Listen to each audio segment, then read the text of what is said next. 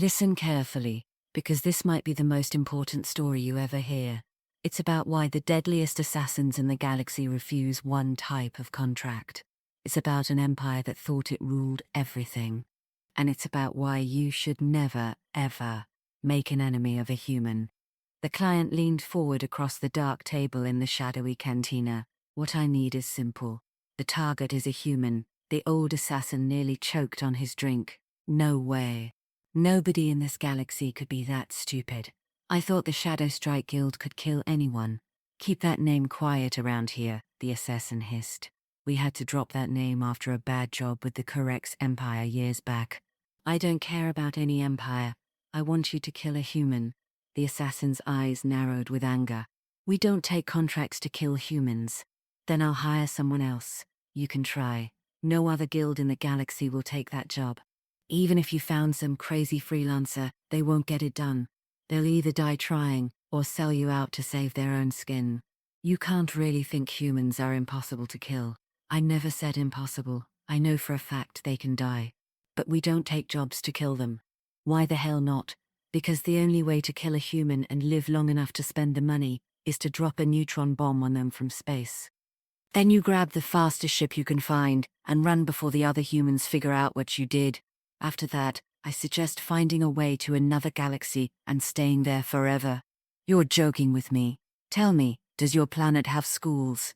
What does that have to do with anything? Humor me. Yes, 10 years of teaching our kids to follow orders like robots sounds right for government schools. Did you learn history there? Some. They must not teach galactic history then. Sit down and I'll tell you why no assassin worth their blade will take a contract to kill a human. The drinks arrived, and the old assassin took a long sip before turning to his companion. Remember I mentioned the Correx Empire? Yes, what about it? Do you know what happened to them? Their empire collapsed after they spent too many resources trying to tame some death world. That death world was the human home planet, and the planet didn't break them. The humans did. How? The assassin took another drink. The Correx Empire used to rule half this galaxy.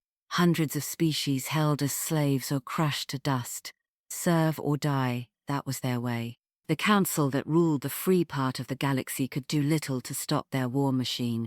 They would talk and beg, but nothing could slow the Correx advance. System by system, the galaxy was falling under their rule. Then they found a system called Sol. The humans lived on the third planet. Poor fools had just started exploring their own system when the Correx came knocking. The humans were split into different groups they called nations. This made it easier for the Correx, since the divided humans were slow to respond. The legions swept across the land while the next target had no idea doom was coming, thanks to communication blocks. Despite all these problems, the humans fought hard. 1 galactic month. That's how long it took the Correx to claim the planet. Most pre-space worlds fell in a week, but those humans fought like demons, especially when the remaining nations finally figured out they were being invaded. They even stopped the Correx ground troops once before reinforcements arrived, and the last stronghold fell. From there it was the usual boring work, splitting the new slaves into work groups and giving them jobs that would help their new masters. Many surviving humans were farmers and ranchers, so the Correx let them do what they were good at. An army needs food, and the Correx war machine was always hungry. A few 100,000 were taken off-world to work in mines elsewhere. Those humans are unnaturally strong due to the high gravity of their world, so they were perfect for dangerous mining work. The worlds conquered by the Correx usually followed the same pattern. First, a year or two where the overlords had to be harsh until the slaves learned the new order. Then, a few years of peace followed by rebellions 5 to 10 years after conquest. Once those were beaten down, there usually wasn't enough fight left to try again. These humans didn't follow the script. They grudgingly fell in line a few months after invasion, and when the expected uprisings never happened, the Correx probably felt proud of themselves for beating the fight out of the primitives. If I had to give the humans one compliment, it would be this. They are natural hunters. They know how to wait patiently for the perfect time to strike. For 20 Earth years, the humans worked and lived and bred like rats. Not that the Corrects cared how many more humans were being born. More meat for the grinder, they would say. They even gave rewards like extra food if a human female had more than 4 children. If only the Corrects knew the humans weren't breeding more workers. They were growing an army. The human leaders who surrendered to the Corrects were mostly fake puppets sent to create the illusion of surrender, while the real governments hid underground and continued to direct their forces. Hidden training camps, secret schools, smuggled pamphlets about throwing off oppression. Those humans were clever at hiding it all from their overlords. Then, when the Corrects war front was dozens of systems away conquering the galaxy, it was time. The human leaders had been planning while stolen Corrects technology was being carefully reverse-engineered by their scientists. They had been gathering resources for rebellion since they surrendered. While the Corrects gloated, the humans prepared. It started small, as all rebellions do. A miner refusing to work here, a rancher claiming his herd died from fake disease there. Factory explosions, larger problems soon followed. The human nation of Francia, with its long history of rebelling against tyrants, would riot in the streets while shouting victory to revolution. A crate of plasma rifles went missing. A hover tank wouldn't start, and when they checked, they found it completely stripped of power components. The Corrects leaders thought these problems were beneath them but still needed fixing, so they called the Shadow Strike Guild and others like us to deal with the troublemakers. Our services cost the Empire plenty. That planet Earth has at least 3 times normal gravity. Every agent we sent needed a gravity assist suit and spent a week getting used to it after landing. At first, our agents thought the human rebels were ghosts. They could see the results of sabotage but never any proof of who did it. They would patrol streets when suddenly the streets would empty. Before the agent could wonder where everyone went, an explosion would rock the street, sometimes taking the agent with it. One of our agents got so angry about a friend's death that he went to a random town and started executing humans when they couldn't answer questions about who was responsible. Not surprisingly, a mob turned on him after the 3rd execution and tore him apart. I can't blame the Corrects for not paying the death fee for that one. Our contract was to stop riots, not cause them. The contract went bad quickly. Sure, we were killing humans like we were paid to, but what good is money if you can't live to spend it? Before long, we couldn't walk on their planet without heavy escort by Corrects troops. The humans would strike without warning and fade into the background. On the human continent of Africa, an agent was lured onto the grasslands chasing a rebel, only to find himself attacked by a pack of big cats. Those humans had even gotten the wild animals of their world to fight. The number of agents we lost to human dog companions cannot be counted, and the less I say about the death trap humans call Ozland, the happier I'll be. First one regional center fell silent, then another. By the time the Corrects nobles finally noticed this problem, the entire planet had gone quiet. Not just Earth, but everywhere humans had been taken to work showed similar signs of resistance. One can only assume they had been spreading rebellious ideas with other slave species. The gods only know how they managed to communicate across space. Yes, the Corrects had patrol ships throughout the region to stop exactly this, but those had fallen silent too. The humans had gotten spies aboard and either destroyed or captured the vessels. These were sent to their scientists to study. Without Corrects supervision, the humans revealed the secret factories and forces they had been building for years. Huge manufacturing centers churning out components for space docks, and eventually starships that newly revealed launch facilities hurled into orbit, several thousand tons per day. By the time light response vessels reached human space, they were no match for the humble fleet the humans had built with stolen Corrects technology. The Corrects were victims of their own pride. Every time they lost a patrol fleet, they would just send another. They were too focused on expanding borders to recognize the rot eating their empire from within. When the Corrects finally got tired of the cost of sending light fleets into the area and pulled a conquest fleet from the front, the human world and 3 conquered systems in every direction had fallen silent. When the conquest fleet arrived 10 systems from Sol, they faced a fleet of not just humans but all the slave species in the region. After that victory, The Correct's emperor must have been getting nervous.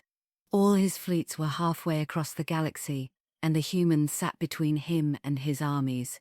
An emergency call went out for all fleets to return directly to the imperial capital, and guilds like Shadow Strike were called to assist. By that time we had lost almost 2/3 of our guild, so we refused. It ultimately saved us. The humans, after decades of secret operations, were experts at finding spies and saboteurs within their ranks. 7 other assassin guilds were completely wiped out. We knew it was a fool's errand, no matter how much the Empire was willing to pay. While the Correct's fleet gathered in their home system making plans to carefully spread out and clean the Empire of rebels, this ended up being the final mistake. While the Correct's empire consolidated and planned, the humans spread quickly through the now enemy-free void and went to every subject species in the Empire. They threw down the Correct's administrators controlling them and gathered them to the cause. Everywhere the humans went, they fanned the flames of rebellion, and the galaxy burned. The ineffective council in the unconquered part of the galaxy had eagerly joined with the humans in their fight. Throughout the Empire, the oppressed and enslaved were throwing off their chains by the trillions and raising their fists in defiance. Forge World still made ships, and Farm World still raised crops, but for the new Galactic Alliance, not for the Corrects. Cut off from supply as the UK's captive with lights of crops, marked the Correct seas by the Imperial forces. Fleets of conquest went out from the Imperial capital and never made it more than a dozen systems before they were attacked by the Human Alliance. Much like on their homeworld, the humans would strike like lightning and disappear into the black. Try as they did, the Correct's fleets were never able to pin down the humans in a fair fight. This went on for months as the Correct's legions were slowly bled dry. Ambushes, false distress signals, EMP mines hidden in debris clouds. Nothing was beneath the humans as long as the enemy could be destroyed. When the Allied fleets finally reached Correct's prime, they found a starving and broken fleet, tearing itself apart. When the human admiral contacted the broken flotilla, and the Correct's captains saw the massive armada before them, they surrendered immediately. With the rebellion finished after 3 years of fighting, the humans unleashed the most vicious weapon in their arsenal: lawyers. They dragged the Correct's emperor from his throne, and all the nobles and administrators who had ever oppressed a thinking being were rounded up. Then the humans put them through what is now a modern court system. It was far more civilized than Correct's courts, where the accused would be brought before the emperor, charges would be read, and they would be shot without even the ability to defend themselves. By the time the trials were finished, the emperor had died of old age, and his successor was made to fix the wrongs done to the galaxy. The empire was broken, and all that's left of the Corrects is a few systems in the far reaches of the galactic southern arm. Many feared the humans would turn around and conquer the galaxy for themselves. However, within a year of Correct's surrender, the humans had dismantled over half their fleet and scattered the rest around the galaxy for pirate hunting and general peacekeeping. Our guild was extremely lucky that the humans understood we had broken our contract. They let us live with the promise that Shadow Strike would be permanently disbanded. Those humans whittled us down to a mere third of our number before the rebellion even left their home planet. A third. We were the top assassin guild in the galaxy, and now we are a loose, unnamed group of independent agents. So you see, young one, we don't kill humans. You kill a human, and their family will hunt you down. If you kill their family, the species will hunt you down. And you better pray they kill you, because if their lawyers get their hands on you, you'll be lucky if your own people are forced to kill you as an apology. I had no idea. That's painfully obvious. I'm not usually one to pry into a customer's business, but what did this human do to offend you anyway? They insulted my mate. The assassin laughed. Is that all? Then insult them back. If it really bothered you, punch them in the face.